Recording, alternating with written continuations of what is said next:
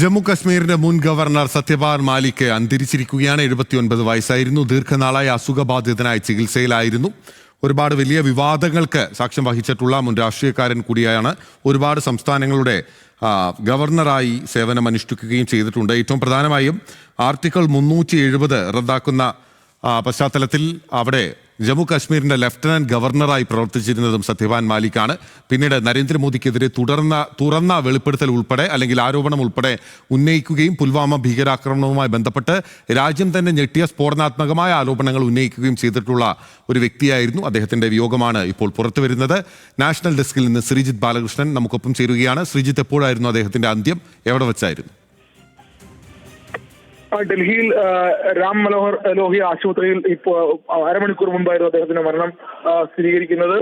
ദീർഘനാളായി അദ്ദേഹം അസുഖബാധിതനായി ചികിത്സയിലായിരുന്നു. രാം മനോഹർ ലോഹ്യ ആശുപത്രിയിൽ തന്നെയായിരുന്നു അദ്ദേഹം ചികിത്സയിലുണ്ടായിരുന്നത്.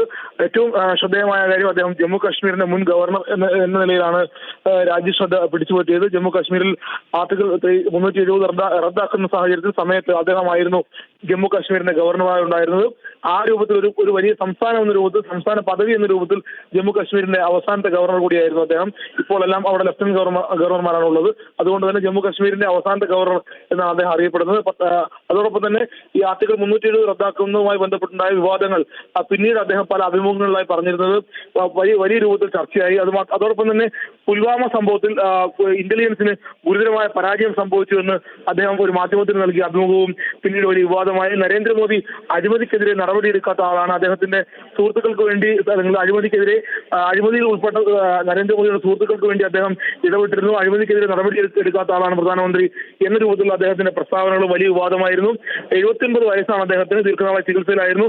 ഏതാണ്ട് നിരവധി രാഷ്ട്രീയ പാർട്ടികളിൽ പ്രവർത്തിച്ച ശേഷമാണ് അദ്ദേഹം ഇപ്പോൾ BJP-യിൽ എത്തുന്നത്. ഭാരതീയ ക്രാന്തിദൾ മുതൽ അതിനുശേഷം ജനതാദൾ, അതിനുശേഷം Indian national Congress, Samajwadi party എന്നീ പാർട്ടികളെല്ലാം പ്രവർത്തിച്ച ശേഷമാണ് അദ്ദേഹം 2012 BJP-യുടെ ദേശീയ അധ്യക്ഷനാകുന്നത്. അതിനുശേഷം നിരവധി സംസ്ഥാനങ്ങളിൽ ബീഹാർ, ഗോവ, മേഘാലയ, ഒഡീഷ എന്നീ സംസ്ഥാനങ്ങളുടെ ഗവർണറായിരുന്നു.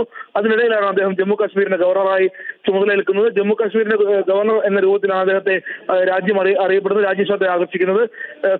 സോഷ്യലിസ്റ്റ് പ്രത്യയശാസ്ത്രത്തിൽ പ്രചോദനം ഉൾക്കൊണ്ടാണ് അദ്ദേഹം രാഷ്ട്രീയത്തിൽ പ്രവേശിക്കുന്നത്. ഏതാണ്ട് 1965-66 കാലഘട്ടത്തിൽ.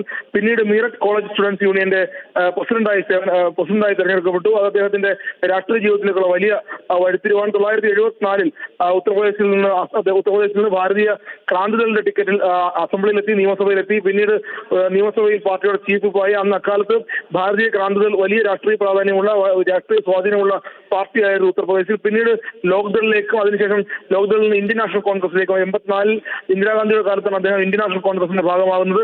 ഇന്ത്യൻ നാഷണൽ കോൺഗ്രസിന്റെ ഭാഗമായി അദ്ദേഹം രാജ്യസഭയിലേക്ക് തെരഞ്ഞെടുക്കപ്പെട്ടു. ആ രൂപത്തിൽ അദ്ദേഹം ദേശീയ തലത്തിലേക്ക് ശ്രദ്ധ ആകർഷിച്ചു.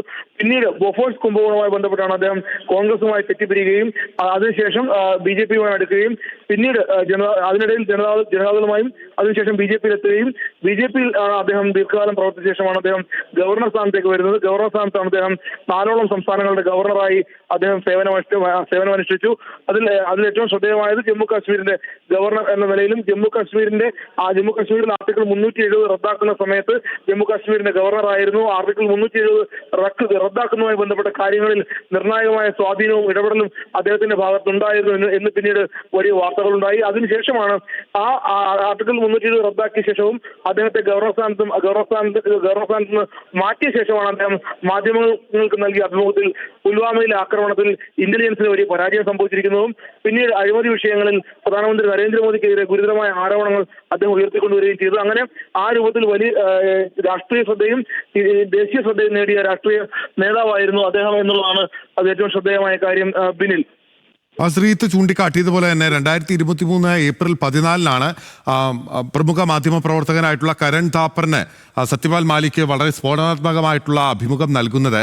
അതിൽ ഒരുപാട് കാര്യങ്ങൾ ആരോപിച്ചിരുന്നു. കാരണം സത്യപാൽ മാലിക്കിന്റെ ഇടപെടൽ കൊണ്ടുകൂടിയാണ് ആർട്ടിക്കിൾ 370 ജമ്മു കാശ്മീരിനുള്ള പ്രത്യേക അധികാരം അല്ലെങ്കിൽ പദവി റദ്ദാക്കപ്പെടുന്നതും പിന്നീട് പൂർണ്ണ സംസ്ഥാനം എന്ന് പറയുന്ന പദവി നഷ്ടമാവുകയും അവിടെ നിന്ന് ലഡാക്കിനെ മറ്റൊരു കേന്ദ്രഭരണ പ്രദേശമായും ജമ്മു ആൻഡ് കാശ്മീരിനെ മറ്റൊരു പൂർണ്ണ സംസ്ഥാന പദവി ലഭിക്കാത്ത ഒരു കേന്ദ്രഭരണ പ്രദേശത്തിന്റെ കീഴിൽ വരുന്ന ഒരു സംവിധാനമായി നിലനിർത്തുകയും ചെയ്തിരുന്നത്.